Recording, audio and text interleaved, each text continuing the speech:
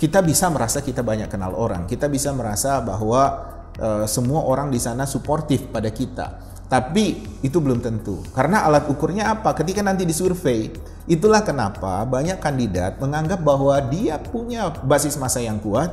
Begitu surveinya buruk, dia nggak percaya. Dia mengatakan, nggak mungkin, basis massa saya luar biasa di sana, basis saya besar. Jadi survei itu nggak masuk akal buat saya.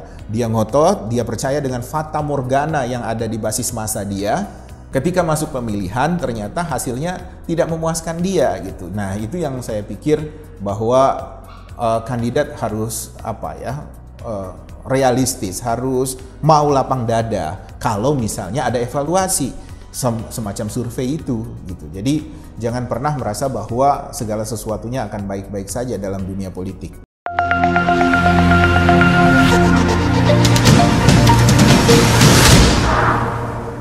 Oke, baik. Kemudian bagaimana sih cara kita memanage agar basis massa ini tidak membelot dari kandidat yang sudah ditetapkan? Kalau basis massa itu tidak membelot, ya caranya dengan maintenance. Jadi harus sering disowani, sering didatangi, sering disapa, dibuat jalur komunikasi yang memang responsif. Jadi kadang misalnya Putri menganggap bahwa saya punya basis massa, tapi begitu mereka tidak bisa menghubungi dirimu dengan lancar, mereka bisa aja kecewa. Dan kalau mereka kecewa, mulut mereka bisa kemana-mana. Omongan-omongan negatif itu akan muncul banyak begitu. Jadi untuk menjaga basis massa itu perlu maintenance. Jadi makanya saya bilang tadi, kalau kamu menganggap bahwa basis massamu kuat berdasarkan kegiatan atau fakta yang kamu dapat tahun lalu, itu belum tentu operasional dengan yang kamu lakukan hari ini. Gitu. Jadi maintenance itu penting. Nah, pertanyaannya adalah apakah Putri sanggup memaintenance selama 1 tahun? Itu biayanya besar. Nah, artinya ketika kita memulai hari ini, boleh dikatakan basis massa yang Putri klaim itu sebenarnya hampir sama-sama. Hitungan awalnya, starting point-nya itu hampir sama ketika Mbak Putri maju sebagai kandidat di kabupaten yang lain.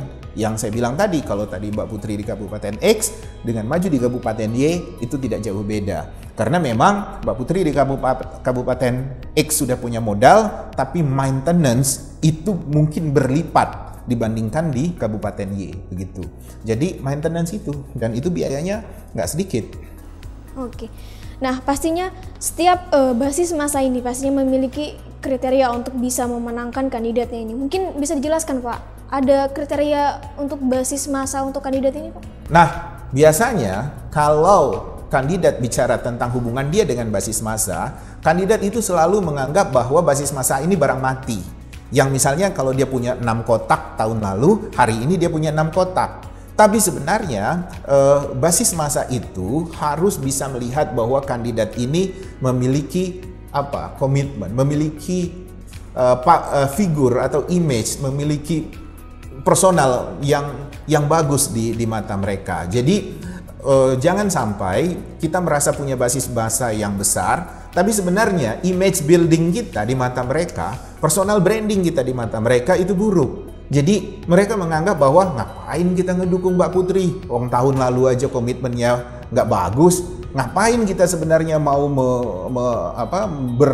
bekerja berlelah-lelah untuk Mbak Putri? Orang dikontak aja susah. Nah, ini pandangan-pandangan negatif seperti ini tidak sederhana yang kita bayangkan untuk memaintenance-nya.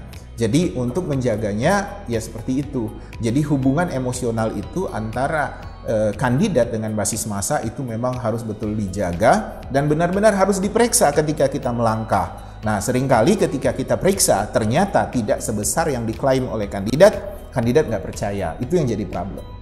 Oke, mungkin yang Bapak bicarakan tadi berarti kita mungkin sebagai kandidat itu memang harus benar-benar menjaga kepercayaan agar tidak terjadi hal-hal yang memang tidak diinginkan.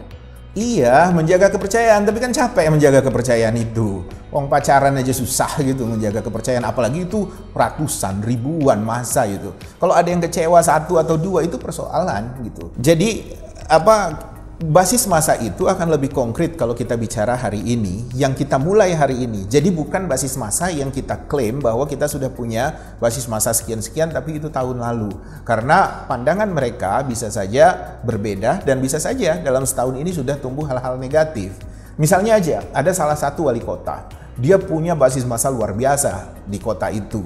Dia mengklaim bahwa semua jejaring milenial, jejaring emak-emak, jejaring para perempuan gitu di sana dia kuasai. Dan memang ketika dia mengumpulkan orang-orang itu, dukungan itu masif secara jumlah, kita akan melihat itu wah. Tapi misalnya ketika dia sudah terpilih, kemudian dia menjabat dan dia gagal untuk menyapa basis massa ini, itu berbalik semua dan akan negatif. Jadi basis massa itu dia cair, dia tidak menjadi sebuah sesuatu yang baku, yang solid, yang seolah-olah itu given dan begitulah dia gitu. Jadi kalau dia XXXX, hari ini dia akan XXXX, besok juga akan XXXX gitu.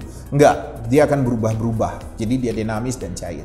Nah, pastinya setiap hal yang kita lakukan itu pastinya ada yang namanya kesalahan ataupun juga kendala gitu. Nah, untuk basis massa ini, ketika apakah akan terjadi ancaman ketika mengalami bentrokan dari bawah? Ancaman itu bukan hanya sekedar bentrokan, ancaman itu mereka bisa berbalik. Mereka bisa berkhianat, mereka bisa pura-pura mendukung, mereka bisa malah morotin kita. Misalnya, harusnya kita mengeluarkan biaya 100 juta, mereka mengatakan bahwa ini 200. Bagaimana kita mau menolak sementara kita merasa itu basis massa kita, dan kalau kita tolak, takut kita basis massa itu kecewa. Jadi tidak bisa kita menaruh kepercayaan pada basis massa yang sudah kita punya. Kita bisa menaruh kepercayaan kalau basis massa itu baru kita bangun, dan sejak kita bangun dia kita maintenance terus-menerus. Itu yang real, itu yang konkret. Jadi basis massa yang kita punya sebelumnya itu tidak bisa menjadi pertimbangan buat kita untuk memenangkan pertarungan dalam pilkada. Oke, jadi basis massa itu tidak tergantung dengan kekerabatan, Pak? Iya, basis massa itu justru kalau kita bergantung dengan kekerabatan, dia justru menjadi faktor yang paling riskan. Karena kekerabatan ini, tuntutan pada kandidat itu luar biasa. Karena dia kan merasa saudaranya, dia merasa orang dekat, dia merasa harus mendapat prioritas. Jadi ketika kandidat itu tidak bisa merespon dengan baik kekerabatan, justru kekerabatan menjadi varian yang paling tidak efektif ketika kita berharap untuk memenangkan sebuah pemilu gitu. Jadi makanya saya mengatakan tadi kepada Putri bahwa saya bisa membangun sebuah basis massa baru untukmu, bukan hanya di basis massamu yang di Kabupaten X, tapi di Kabupaten Y. Dengan cara apa? Saya membangun kekerabatan baru gitu. Mudah itu caranya gitu. Kita akan cari siapa orang yang bisa kita jadikan kekerabatan baru di sana. Kita bisa membentuk organisasi baru di sana. Kita bisa membangun identitas baru di sana. Kemudian kita bisa membangun jejaring baru di sana. Memang itu membutuhkan biaya, tapi toh di basis massamu di kabupaten yang lama, di Kabupaten X juga membutuhkan biaya. Jadi tetaplah yang namanya basis massa itu adalah pembiayaan. Jadi tidak bisa kita mengatakan bahwa saya yakin saya maju di Kabupaten X karena di sana banyak saudara saya. Saya yakin maju di Kabupaten X karena di sana tempat kelahiran saya. Saya yakin maju di Kabupaten X karena tempat saya kecil, tempat saya tumbuh, teman-teman saya banyak di sana. Nggak bisa seperti itu gitu. Bahwa basis massa itu yang konkret, yang real apabila yang kita bangun hari ini dan kita maintenance hari ini untuk pemenangan pada pertarungan yang akan segera kita lakukan. Demikian. Ya. Kemudian untuk Bapak sendiri pernah tidak merasakan atau melihat kendala yang paling susah gitu yang terjadi dengan kandidat yang berhubungan dengan basis massa ini? Selalu begitu, seperti yang saya bilang bahwa kandidat menganggap bahwa basis massa dia solid, basis massa dia kompak, basis massa dia bisa digerakkan dengan gratis atau dengan biaya murah, basis massa dia dianggap bahwa sangat suportif pada dia, Jadi dia seolah-olah dia punya karisma, dia charming gitu, dan dia didukung oleh basis massa itu. Tapi itu tidak sesederhana itu. Jadi maintenance kita, treatment kita kepada basis-basis massa ini memang harus kita lakukan, dan tiap varian-varian di basis massa itu pendekatannya berbeda-beda. Nah, ini yang tidak dipahami oleh kandidat, yang tidak dipahami oleh tim sukses, yang tidak dipahami oleh orang-orang yang mau menjadikan basis massanya sebagai sebuah mesin politik yang efektif. Gitu. Oke teman Citra Indonesia, itu tadi penjelasan kita pada tema hari ini. Jangan lupa untuk like, komen, dan subscribe channel kita. Terima kasih dan sampai jumpa.